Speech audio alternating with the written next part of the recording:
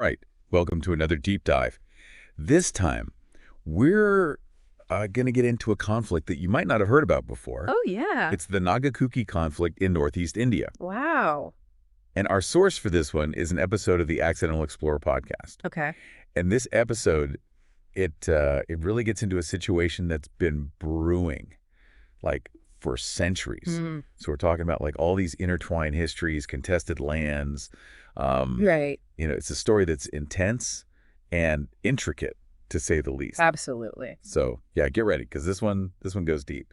It's fascinating how central land and identity are in this conflict. Yeah. Both the Nagas and the Kukis view their connection to this region in, such profoundly different ways. Yeah, and the podcast episode really highlights that. Yeah. It starts by focusing on the Nagas and their deep-rooted history in Northeast India. And their connection to the land goes back, like, thousands of years. Yeah. And they see themselves as, like, the original guardians of this territory, which is interesting because, like, when you think about it, it's not just about resources or territory for them. Right. It's about heritage, belonging. It's about, like, the very essence of who they are as a people. It's about their identity wrapped up in the land itself. Exactly. Yeah. And that's where British colonialism comes in, right? Right.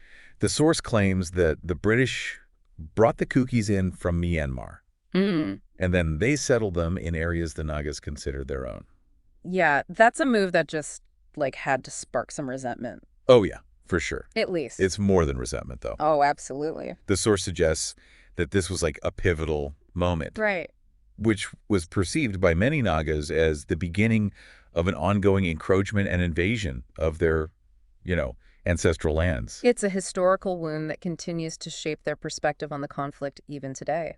And so then, when the Kuki Rebellion of 1917-1919 happened, right, the source presents a really a thought-provoking interpretation of it. So while it was like a fight against British rule at the time, the podcast really highlights how the Kukis also turned their aggression towards the Nagas. Wow. So instead of uniting against the colonizers, they use this unrest to target the Nagas. Interesting. So almost like they saw an opportunity in the chaos? Exactly. To secure, to try and secure dominance in the region. Yeah, divide and conquer almost, in a way. And the details in the source are actually pretty disturbing. No. They talk about Naga villages being burned down, men killed, women displaced. Wow. Their land being seized. It's a stark picture they paint of this period. And it makes you wonder, if this was just a fight for survival. Right.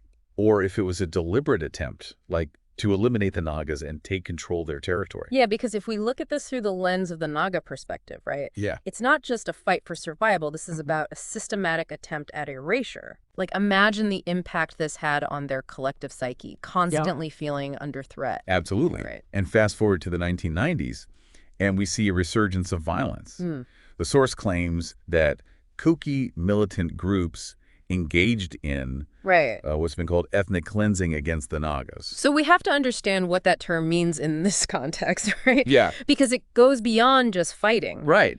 It implies a deliberate and organized attempt to remove a specific ethnic group from a region through violence, intimidation, and displacement. And the source gives an example of the Jupi massacre of 1993, which was, it describes it as a brutal attack on innocent Naga civilians. Oh, wow.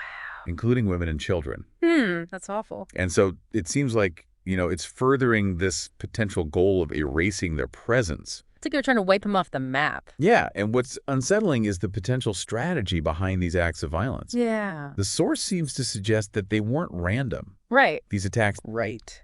But rather, they were targeted and systematic attempts to eliminate Naga communities and their culture from the region. It's a chilling thought. Yeah, so if the conflict has these deep historical roots, right? What's happening today? Well, the source claims that the conflict has actually evolved. Oh. And that new and even more concerning tactics are being employed. Really? So the source claims that the Kukis are now using illegal migration and drug trafficking as, tools in this conflict. Wow. It's a disturbing shift from what we've been talking about so far. Yeah, it really raises the stakes, doesn't it? It does. What's concerning is the scale of this alleged migration. Right. The source says that thousands of Kukis are illegally crossing from Myanmar into Naga territories. Wow. And that puts further strain on the land and resources, obviously. Of course. It's a complex situation, and it has, it even had international implications. And it's not just about people moving across borders, right? The source suggests that Kuki-dominated regions are becoming hubs for something much more sinister. Drug trafficking. Oh, wow. Okay. Yeah. So the source is making a direct link between the poppy plantations in these regions and the funding of Kuki militant groups. Yeah. It's painting a picture of a conflict that's like intertwined with organized crime and potentially even international drug syndicates. And the source explicitly names heroin and opium as the main drugs being trafficked. Oh. Highlighting a potential global reach of this illicit trade. Right. It's no longer just a local issue at that point. Yeah. It becomes a global problem. And it makes you wonder, is the fight for land now also a battle for control of this, this drug market? Which is obviously extremely lucrative. Extremely. Yeah. And it's a chilling thought because we're no longer talking about just a localized conflict. Yeah, you're right. This has the potential to, destabilize the whole region, with ripple effects reaching far beyond India's borders. Absolutely. It's a huge concern. And it seems the violence is escalating, too. Really? Yeah, the source mentions recent clashes in Manipur. Right. Where Kuki militants are accused of attacking Meitei villages. Wow. Burning homes and killing innocent people. So, that brings up a terrifying question. Yeah. If the Kukis are targeting the Meiteis now, as the source suggests, will the Nagas be the next target? Yeah. Once this current violence subsides. It's a disturbing possibility. Absolutely. The source frames this as a threat not just to the Nagas, but to the entire northeast region of India. Yeah. And it calls on the Nagas to unite against this, quote, external invasion. It's interesting that they use the word invasion, though. Right. Even though the Kukis have been present in the region for centuries now. Yeah. It kind of speaks to, a deep-seated fear of being overwhelmed, of losing their land, their identity, their very way of life. And it's a stark reminder that this conflict isn't just about physical territory. Right. It's about the potential erasure of an entire culture. Yes. A way of life that's been woven into the fabric of this land for generations. And it raises this crucial question, right? Yeah. How do you find a path to peace when one side feels so deeply threatened? Right. So fundamentally insecure about their future? It's a challenge that goes beyond negotiations and treaties, doesn't it? I think so. Yeah. It requires addressing, the root causes of this fear, this historical trauma that continues to shape the present. So the source that we've been looking at paints, a pretty bleak picture. Right. It emphasizes the urgency of the situation and, the need for action. Yeah. But as we've discussed, it's vital to remember that there are multiple perspectives to every story. Of course. And this particular source, focuses very heavily on the Naga experience. Yeah. But what about the Kuki side of this conflict? Exactly. To truly understand this situation, we need to seek out those missing voices, those untold stories. Yeah. What are the historical events? The social and economic factors that have shaped the Kuki perspective. Yeah. What are their grievances, their aspirations, their fears? It's like trying to solve a puzzle with only half the pieces. You're exactly right. You might be able to see the general outline. Yeah. But the finer details, the nuances that often hold the key to understanding remain hidden. And that's the challenge we face when dealing with any conflict. Yeah. Especially one as deeply rooted and multifaceted as this one. It's easy to get caught up in one narrative, to see things in black and white. Right. But the reality is so much more nuanced. Yeah. Much more intricate. So how do we navigate this complexity? Right. How do we even begin to unravel the tangled threads of history, identity, and power that have woven this conflict into the very fabric of the region? That's the million-dollar question. Yeah, it's like we've been focusing on a single thread in a much larger tapestry. Yeah. We've explored this Naga perspective in depth. Yeah.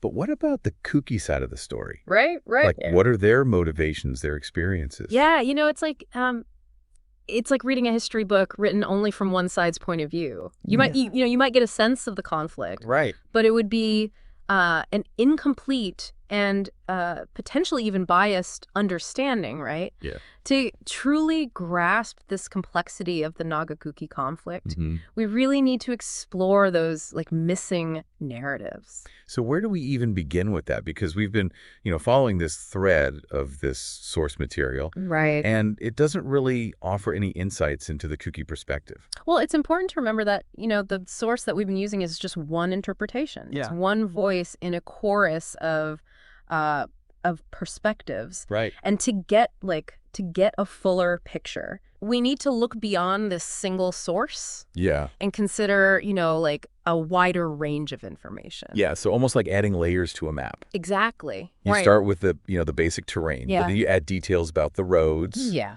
The rivers, the towns. Landmarks. The landmarks. All of that. Yeah. Each layer adds like depth and complexity. Exactly. Revealing a more complete picture. Yeah. That's a great analogy. Thanks. So what other layers might we add to our understanding of this conflict? Yeah. Where could we find those missing voices, those alternative perspectives? Well, there are a wealth of resources available, if you know where to look. Okay. Things like academic journals, historical archives, reports from, human rights organizations, and even firsthand accounts from individuals. Oh, wow. In both sides of the conflict. Oh, yeah. Can offer really valuable insights Yeah. into the Kuki experience. Even though our source focused on the dangers facing the Nagas. Yeah. It did mention peace accords and negotiations. Right. Does that offer any hope for a peaceful resolution, you think? Well, it's true. There have been efforts to bridge the divide. And that in itself is, it's a glimmer of hope. Yeah. But the source also emphasized that, there's deep-seated mistrust. Right. And this feeling that these agreements haven't adequately addressed the concerns of the Naga people. So it seems like a really precarious situation. It is. On the one hand, there's this history of violence. Yeah. And the sense of urgency, as conveyed by our source. Right. But on the other hand, there are these ongoing efforts at dialogue and reconciliation. Exactly. So it's a delicate balance. Yeah. And it really highlights, all of the complexities that we've been discussing. Right. Finding a lasting solution requires not just addressing, the immediate triggers of violence, Right. but also tackling those underlying issues, the historical grievances, the social and economic inequalities Right. that fuel the conflict in the first place. That sounds like a monumental task. It is. Especially given, the long history of animosity. Right. And the deep-seated mistrust between these two groups. Well, it's certainly not easy. Yeah. But it's not impossible either. Right. History is full of examples where seemingly intractable conflicts have been resolved. Right. Through dialogue, through compromise, and a willingness to see the humanity in the Right. the other. Yeah. So where does that leave us? Yeah. What's the takeaway for our listeners, who are now equipped with this this deeper understanding of the Naga-Kuki conflict? Well, I think the most important takeaway is, is the recognition that conflicts are rarely black and white. There are multiple layers, multiple perspectives, and this web of interconnected factors that contribute to the conflict. And we've only scratched the surface today with our deep dive. Of course, we've explored the historical context, right? The emotional weight of identity and land, and the challenges of finding peace. Yeah. In a situation where both sides, feel so threatened. Yeah, but the exploration doesn't end here. Right. Our deep dive is just a starting point. It is. And we encourage you to continue seeking out information, to listen to diverse voices, right, and to grapple with these complexities of this conflict. I think only through a deeper understanding can we hope to contribute to a future where peace and coexistence become a reality. That's a powerful thought to leave our listeners with. I hope. And remember, this deep dive is just the beginning of your own exploration. Exactly. Keep questioning, keep learning, and keep searching for those missing pieces of the puzzle. Yes. Until next time, keep diving.